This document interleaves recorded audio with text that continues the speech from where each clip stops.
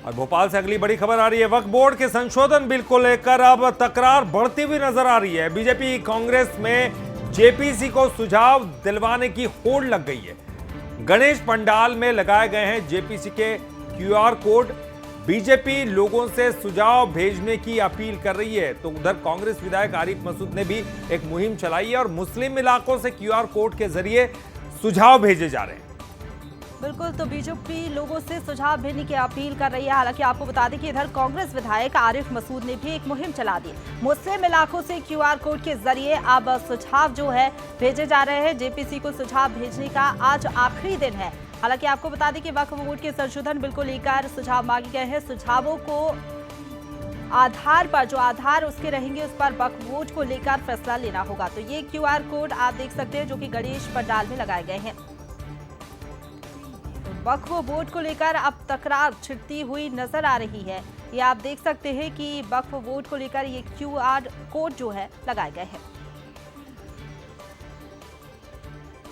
समझना चाहिए और गुमराही से जो जनता को गुमराह करना चाह रहा हूँ, मैं चाहता हूँ जनता उस गुमराही से निकले, क्योंकि ये जो वक्फ को समझना चाहिए, वक्फ की प्रॉपर्टीज मुस्लिम्स की प्रॉपर्टी है, जो उनके बड़े आबा अजदाद बुजुर्ग थे उनकी है, सरकारी प्रॉपर्टी नहीं है। ये किसी और की दान दी हुई संपत्ति नहीं है। ये मुस्लिम समाज के पुरखों की संपत्ति है जो दान दी गई थी, और उसको दान दी गई थी सोशल कॉज के लिए। अब ये वक्फ अमेंडमेंट करना चाहते हैं, तो जो लोग चला रहे हैं उन्हीं के हिसाब से राय ली जाएगी ना, उसी वर्ग से उसी समाज से ली जाएगी कि इसका उपयोग हो रहा है या दुरुपयोग हो रहा है। अगर उसका दुरुपयोग हो रहा है तो अमेंडमेंट होना चाहिए, और नहीं हो रहा तो नहीं होना चाहिए। वही बात हमने कही है लोगों से कि आप सब लोग आइए क्यूआर कोड पे जो all India Muslim personal law board ने जारी करा है उस पर अपने सुझाव दीजिए। तो देखिए तस्वीरें आपको दिखा रहे हैं। अब इस पर भी अब राजनीति साफ तौर पर दिखाई दे रही है, क्योंकि वक्फ बोर्ड के अमेंडमेंट को लेकर तमाम सुझाव मांगे गए थे कि क्या किया जाए क्या नहीं किया जाए। अब अलग अलग वर्गों की ओर से इसमें खास तौर पर हिदायत दी जा रही है। लोगों को कहा जा रहा है कि आप अपनी तरफ से सुझाव दीजिए। राजनीतिक दलों के हिसाब से भी साफ तौर पर दिखाई दे रहा है। तो गणेश पंडाल पर भी लगाया गया है। तो दरअसल आपको बता दें कि गणेश पंडाल में क्यूआर कोड लगाए गए हैं राजधानी भोपाल में, और मौके से हमारे साथ संवाददाता सूरज शर्मा लाइव जुड़ गए हैं। सूरज, गणेश पंडाल में हम देख रहे हैं क्यूआर कोड लगाए गए हैं और लोगों से सुझाव इसके जरिए मांगे जा रहे हैं वक्फ बोर्ड के संशोधन बिल को लेकर। जरा तस्वीरें आप दिखाइए कि कैसे यहाँ पर क्यूआर कोड लगाए गए हैं और लोगों का क्या कुछ कहना है वहाँ पर।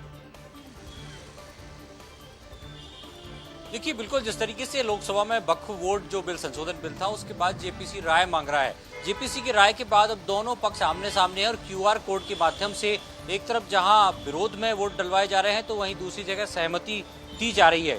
मैं एक पंडाल में और खासतौर से देखिए पंडाल के गेट पर ही लिखा है कि वक्फ के खिलाफ वोट।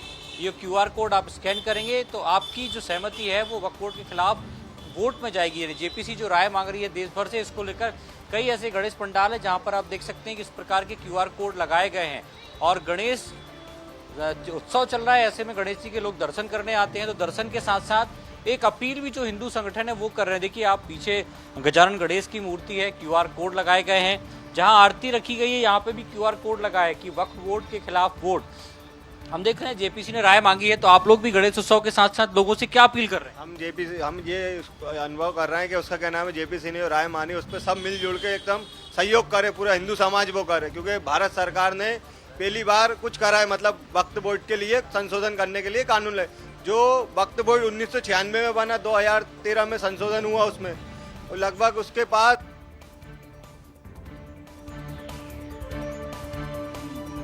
जी बिल्कुल सूरज, तो यहाँ पर सुझाव मांगे जा रहे हैं इस क्यूआर कोड के जरिए। फिलहाल बहुत शुक्रिया आपका हमारे साथ जुड़ने के लिए और तस्वीरें हम तक पहुँचाने के लिए। लेकिन पूरे मामले को लेकर रामेश्वर शर्मा ने क्या कुछ कहा है आपको सुनवाते हैं। वो संपत्ति आजकल इकजाई हो रही है और कुछ जगह वक्त की संपत्ति पर गुंडे मवाली कब्जे कर रहे हैं। गरीब मुसलमान तड़प रहा है, परेशान है, बदहाले में है, उसका कोई है नहीं। और दूसरे वक्त को ये अधिकार किसी ने नहीं दिए कि जो सरकार की सार्वजनिक संपत्ति है, गवर्नमेंट रिकॉर्डों में शासकीय संपत्ति है, आपने उठाए एक नोटिस दिया, वक्त की संपत्ति कर दी। और इसलिए वक्त की संपत्ति सुरक्षित रहे। जो वक्त की प्रॉपर्टी है उस पर किसी का कोई अधिकार नहीं है, जो वक्त कहेगा उस एक्ट के तहत। लेकिन वक्त के नाजायज तौर तरीके भी लोगों को पसंद नहीं है हिंदुस्तान में। इसलिए संपत्ति का जो लेखा जोखा है वो राजस्व रिकॉर्ड के आधार पर माना जाता है। और आरिफ मसूद हों या दूसरे लोग हों, ये सरकार वक्फ की संपत्ति का दुरुपयोग करके